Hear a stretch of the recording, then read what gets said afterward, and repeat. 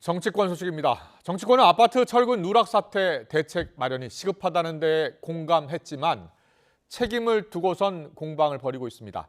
여당은 문재인 정부 주택정책에 심각한 결함이 발견됐다며 당시 청와대 수사의 필요성을 언급했는데 야당은 남 탓 그만하고 대책부터 마련하라고 맞섰습니다.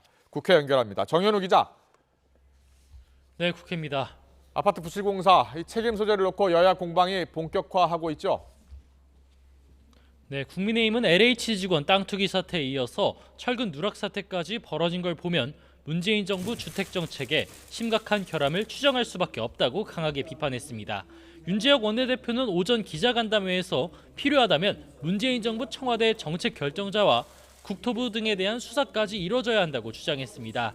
전 정부 문제를 밝히는 건 현 정부의 당연한 책임이라고 강조하면서 당도 별도 TF를 발족해 진상규명에 나서겠다고 밝혔습니다. 들어보겠습니다. 지난 정부의 국토교통부는 물론이고 대통령실의 정책 결정자에 대해서도 조사가 이루어져야 합니다. 진상규명 TF를 발족시켜 아파트 부실 시공 사태의 전모를 낱낱이 이러한 가운데 오늘 오후엔 여당과 대통령실 그리고 정부 관계자들이 모여 긴급 고위 당정협의회를 열고 철근 사태 대책도 논의할 예정입니다. 전 정부를 겨눈 여권의 강공에 민주당에선 책임을 회피하려는 남탓 DNA가 이번에도 어김없이 발현됐다고 강하게 반발했습니다. 전 정부 책임론이 번질까 경계하면서 윤석열 대통령 처가에 서울 양평고속도로 특혜 의혹을 덮으려는 물타기 의도가 숨어 있다고 의심했습니다.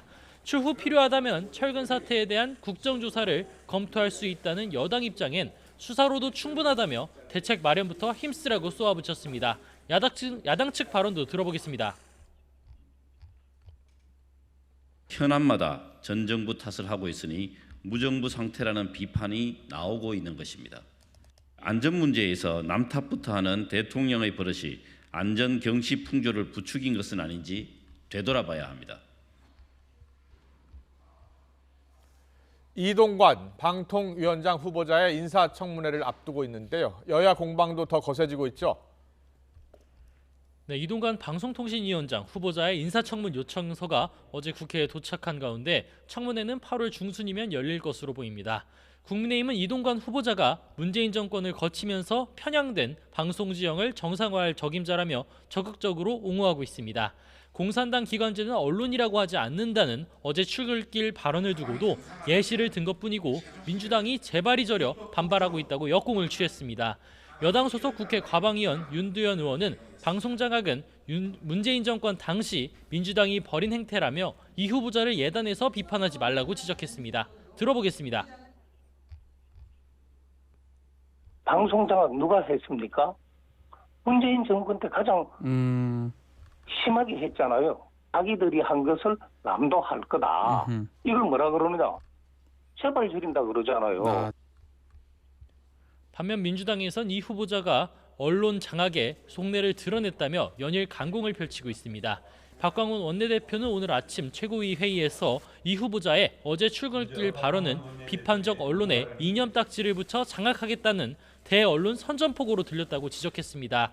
이 후보자 말을 인용해서 언론 장악이야말로 공산당 행태라고 비판하면서 국민과 국회는 방송장악위원장을 결코 받아들이지 않을 것이라며 청문회 강공을 예고했습니다. 들어보겠습니다.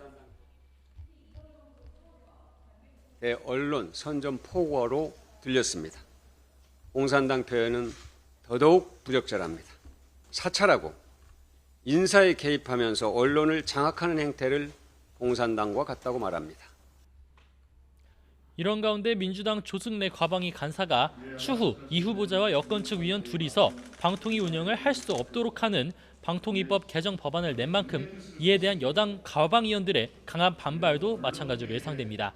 지금까지 국회에서 전해드렸습니다.